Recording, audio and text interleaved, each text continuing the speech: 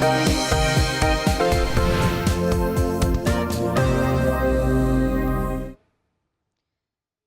দক্ষিণ পূর্বাঞ্চলের জেলা ফেনীতে চলছে জমজমাট ভোটের প্রচারণা।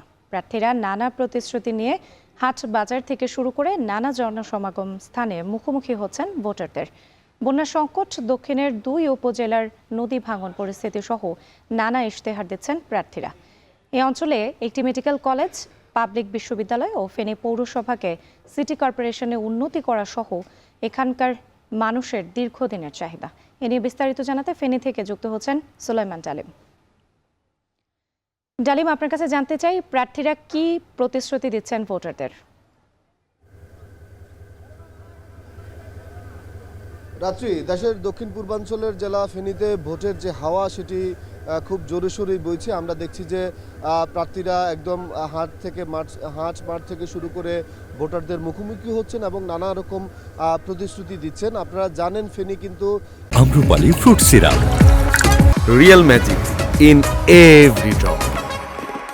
অর্থনৈতিকভাবে প্রবাসী সমৃদ্ধ, তবে দীর্ঘদিন ধরে ফেনীর উত্তরের যে জনপদ রয়েছে ফেনীর 1 আসন, সেখানে বন্যার সমস্যা সেটির কারণে কিন্তু 2024 সালে কিন্তু বন্যার কারণে ফেনীতে প্রায় 2,500 কোটি টাকার সম্পদ হানি হয়েছে এবং বেশ কিছু মানুষও কিন্তু প্রাণহানি হয়েছে, যার ফলশ্রুতিতে ফেনীর যে উত্তরের যারা জনসংখ্যা রয়েছে, জনতা রয়েছেন, তাদের একটি চাহিদা, তাদের দীর্ঘদিনের যে সংকট, বন্যা সমস্যা যেন নতুন যে রাজনৈতিক বন্দোবস্ত যে সরকারটি আসুক তাদের কাছে তাদের একটি চাওয়া, সেটিকে যেন উত্তরের যে বন্যার সমস্যা সেটি যেন সমাধান করে। এছাড়াও ফেনী দক্ষিণাঞ্চলের যে 2 উপজেলা রয়েছে সোনাগাজী এবং দাগনভূঞা, সেখানে কিন্তু ফেনী নদী এবং ওই কালিদাস পাহালিয়া নদী এবং অন্যান্য যে নদীগুলো রয়েছে, নদী পাড়ের যে ভাঙন সেটি কিন্তু তীব্র আকার ধারণ।